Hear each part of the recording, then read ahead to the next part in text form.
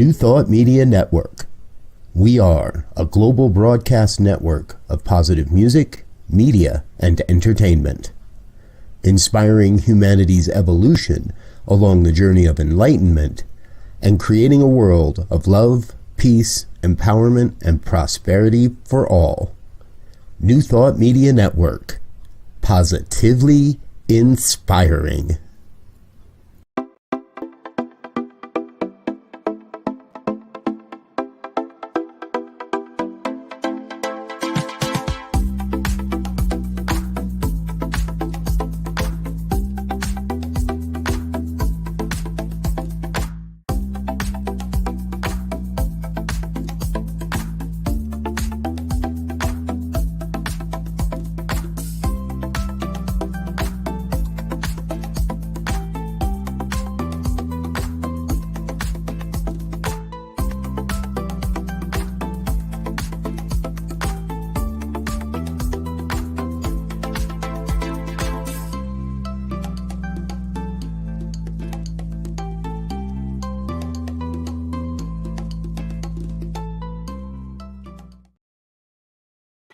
Welcome to a marvelous, exciting live interview from the Parliament of the World's Religions here in Chicago, USA. I love that they don't say Chicago, Illinois, they say Chicago, USA. And my guest today is a remarkable, I know, I only have remarkable ministers, but this one is a real humdinger because this is Reverend Chris Plyme, who is the director of CSL's Global Heart of Peace Initiative. Reverend Chris, welcome and thank you so much for joining us. Oh, thank you, Sharri. This is just such a wonderful opportunity for me because I have loved the Global Heart of Peace ever since I first became acquainted years ago. And I never knew where it came from or how it came to be where I was. So could you tell us a little bit about where the Heart of Peace Initiative came from and how it got started and how you became involved in it? Sure. So this is a little history lesson. Back when there was Religious Science International, before we merged back with United Centers for Spiritual Living, RSI, Religious Science International, had a team devoted to peace efforts throughout the world. Reverend Nancy Anderson was the lead, the chairperson of that team. In 2012, after the merger that we then became Centers for Spiritual Living, Reverend Nancy continued to lead what was then a peace initiative. It was not a formally sanctioned group, but it certainly was a group within CSL, and we supported events at conferences and things like that. So as time went by, we developed methodologies and programs and things that would complement our peace efforts. I became involved in about 2012 when Reverend Nancy was still running it. And we were then part of Global Services, another function of CSL. We still are today. As time went by, Reverend Nancy began to step back from Global Services, but not step back from the Peace Initiative. She loved it too much. There did eventually become a time when Reverend Nancy decided she was going to step down as the chair of the Peace Initiative. At that time, Reverend Beth Linguri from Geneva, Switzerland, became the chair of the Peace Initiative. This was about 2016. Reverend Beth ran it for a few years, and then her duties were really, her heart was really calling her to spend more time with her center in Geneva, Switzerland, and to do some other things. And so, again, I had been part of it all that time, and Beth said, Chris, do you want to think about running this? I said, sure. So in about 2018, I became involved as the chairperson of the Peace Initiative. Fast forward a few years. Eventually, Reverend Sonia Byrne became the executive director at CSL. And at that time, we were doing about a once a month peace meditation. We had a couple of events a year, usually at a conference or at SOAR, something of that nature. Back in the days of Asilomar, there might have been something at Asilomar. But Reverend Sonia and myself had some conversations about what could this future of this peace initiative look like. And at that point in time, we went forward as the Heart of Peace initiative for CSL. Reverend Sonia asked me if I thought the team could include a weekly Monday meditation, which we still do. We'll talk about that later. If we could support that, because she felt that peace coming from CSL was such an integral part of the organization and an integral part of Dr. Ernest Holmes' vision. So we went forward with saying, yes, we can do a weekly meditation. As time went on, a few years later, we asked people like Reverend Dr. Sharri and some others to continue to grow this peace initiative. The components and the people in the peace initiative have changed over time as people have retired or moved on to something else that was calling them in ministry. But we do have a great team of people today. Today we run a weekly Monday Heart of Peace meditation, which is led by practitioners, ministers from all over the world. And should I discuss that now? Oh, sure. Sure, just put it in there now. Okay. We have meditation leads from Nairobi, South Africa, Germany, Norway, Netherlands, United Kingdom, France, Switzerland, Canada.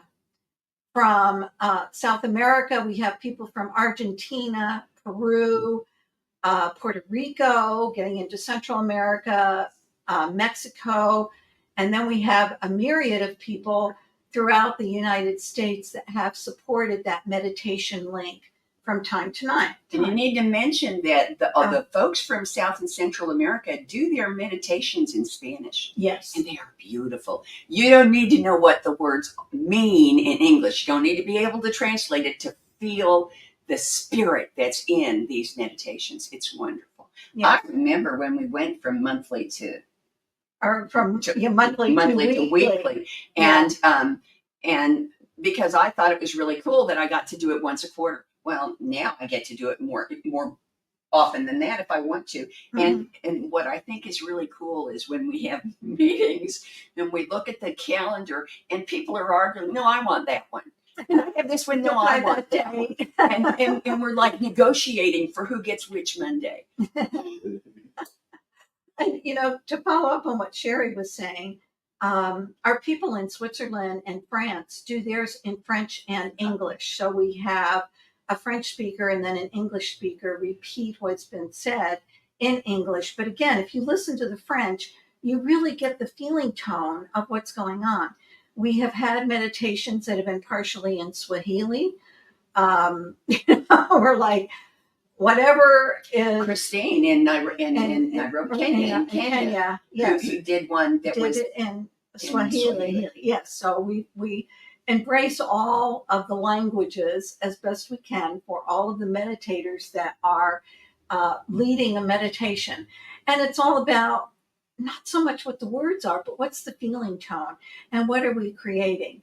Everybody uses usually some kind of a quote, at least one quote from Ernest Holmes, but we use quotes from the Dalai Lama, from all over the globe, but whatever,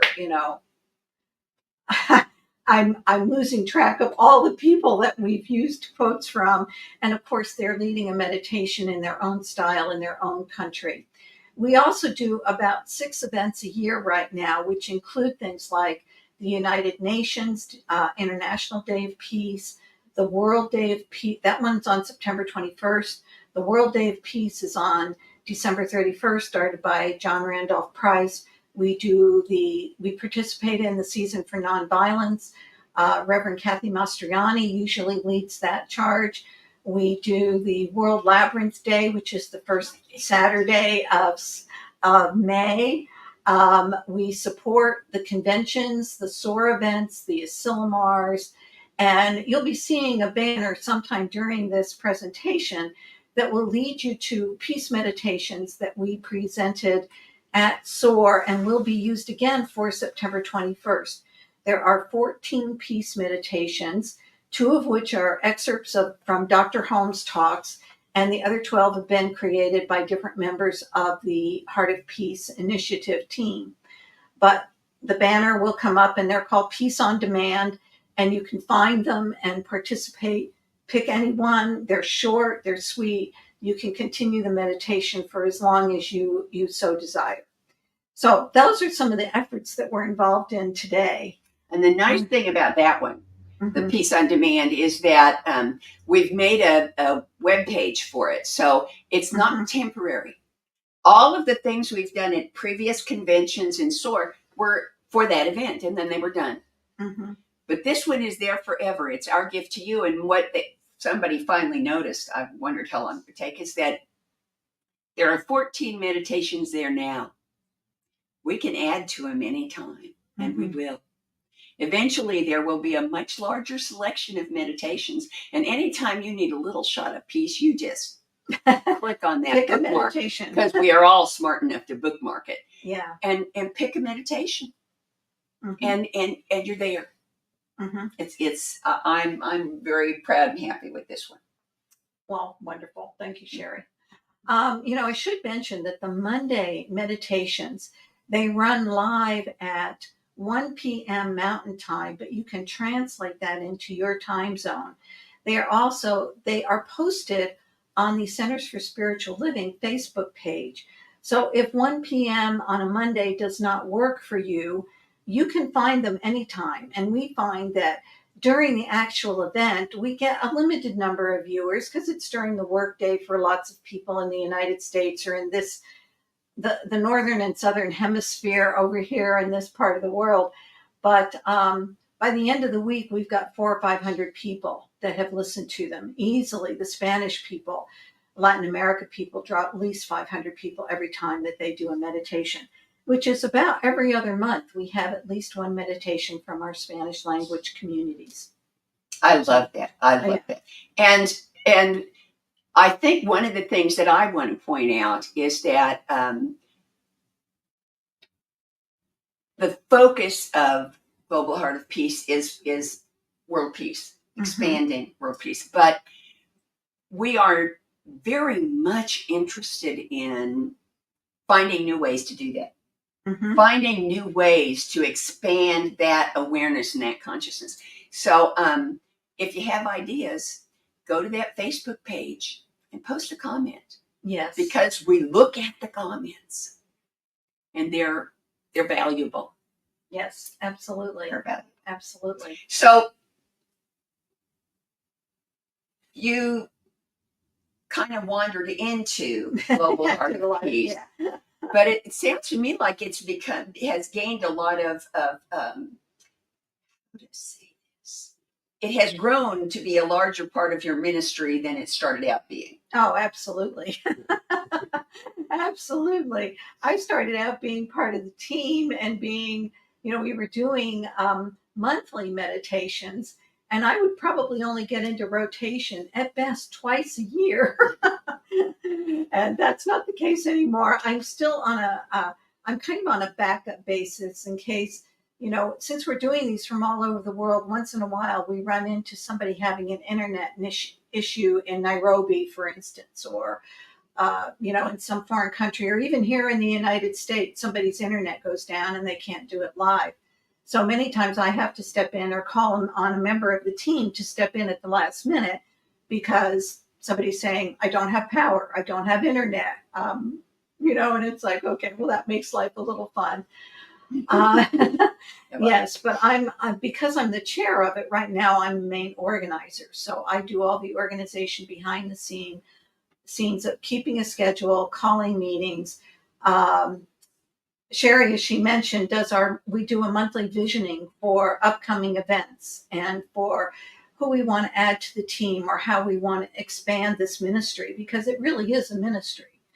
And so we do a lot of work behind the scenes that people are not aware of to keep this container kind of pure and responsive to the needs of our audience. And there's one other thing you didn't mention as an opportunity for volunteering and participating on that weekly meditation. Yes. And that is that it takes 2 people to do a weekly meditation. Yes. It takes a facilitator to lead the meditation, but it also takes a tech backup person to actually keep the Zoom room open, to make sure it gets live streamed to the Facebook pages and that sort of thing. So if you're interested in supporting this team and participating, that's two ways. Well, all right, she did mention a third one, and that's visioning. That you could participate, and all you have to do is let us know that you're interested in doing that, and we will not let you fall through the cracks. I should mention, too, that the Heart of Peace Initiative has a web page under the Centers for Spiritual Living website. So if you go to csl.org and you look under spiritual communities, we are one of the spiritual communities listed, and we're a separate banner in that drop-down menu, and you can find the Heart of Peace. Through going to that link and finding our page, if you scroll through it, you'll see several ways you can contact us. You can contact me directly through that page. My email is there. Reverend Mark Acamando out of Palm Desert, CSL Palm Desert, does our monthly newsletter. He can be contacted directly. So there's lots of ways you can find us to communicate your desires to either be part of it, or a suggestion, an idea, or whatever would make it more meaningful to you. And on that same page, you can see links to, even if you're not getting the newsletter yet, there's an monthly article in the newsletter, which is on that page. There's a link on that page. So you can go and read the articles from the newsletter, and not just the current one. They're archived, so you can look back at past articles. Yes, absolutely. We're around a lot, aren't we? We are around a lot. So there are actually 5 questions that I ask all my guests. Okay. And the first one is there anything that you want our viewers to know about you, about Global Heart of Peace Initiative, about CSL, that I haven't asked you about? I guess what occurs to me when Sharri asks that question is, we realize that we are realizing peace. It is not something we do not already have. It is simply a realization of what is already part of us. Because if you look at the larger universe, peace is everywhere. Peace is everywhere in this expanding universe that we're part of. The other thing I would mention is that we know through quantum physics, through the teachings of our founder, Centers for Spiritual Living's founder, Dr. Ernest Holmes, that consciousness is everywhere. And consciousness is our personal experience. So as our personal experience is enriched by our experiences of peace, whether it be through a peace meditation or an event or whatever it is, that consciousness just drips, if you will, into the consciousness of the entire cosmos. Yes, it drips into this world, but it drips even beyond this world.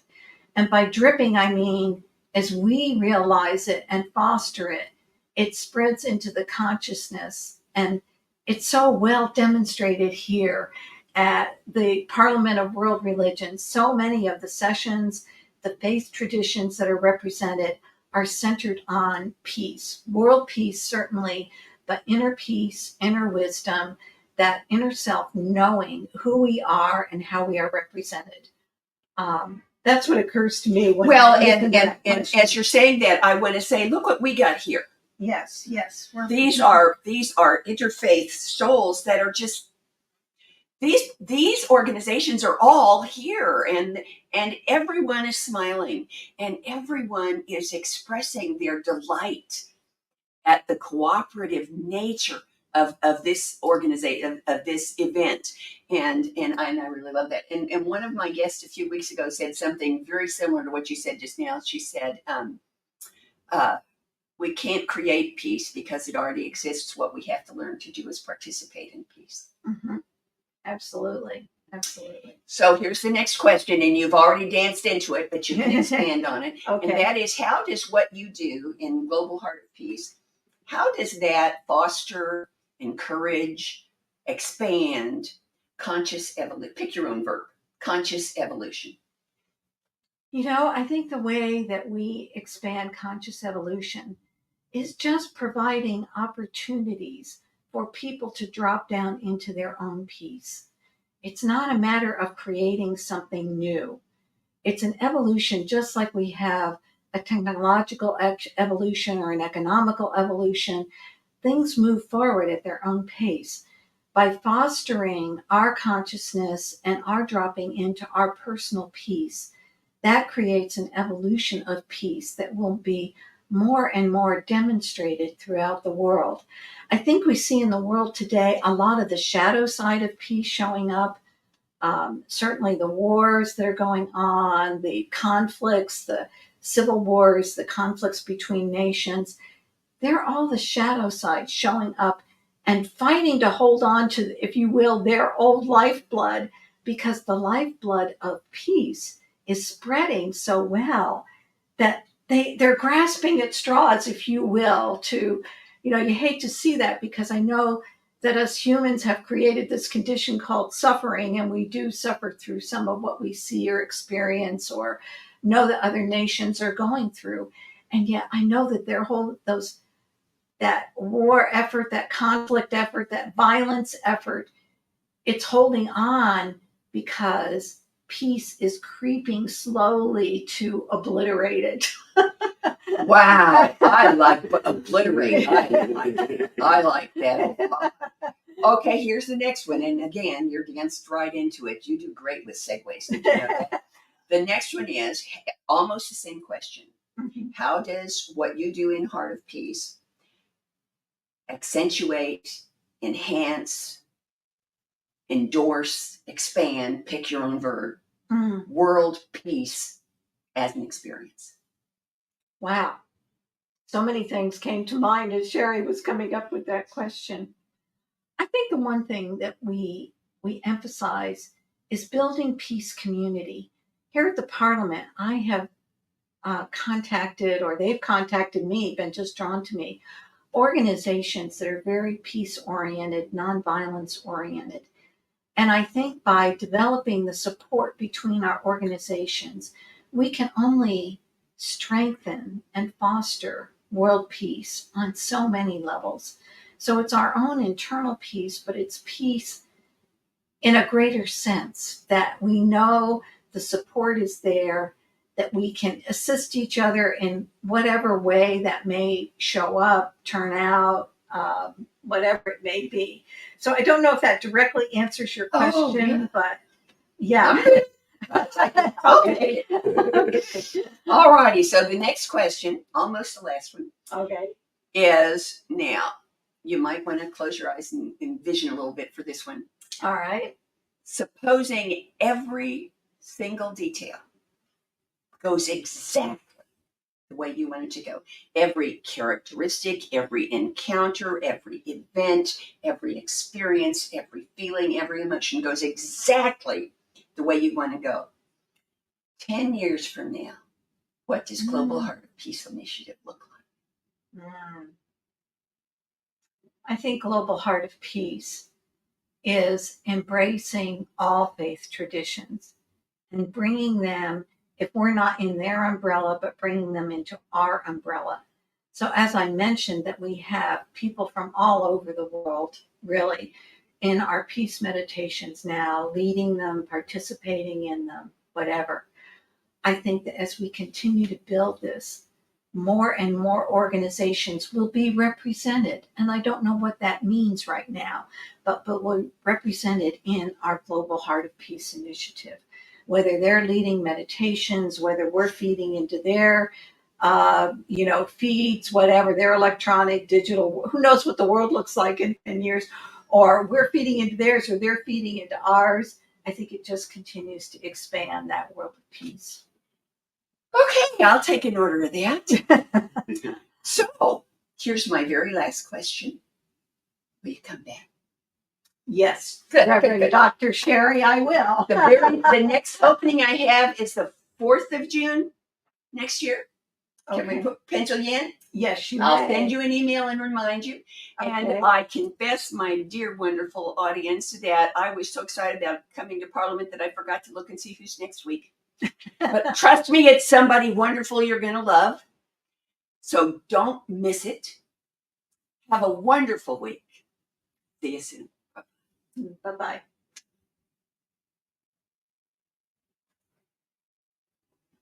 Amazing, amazing, you will do amazing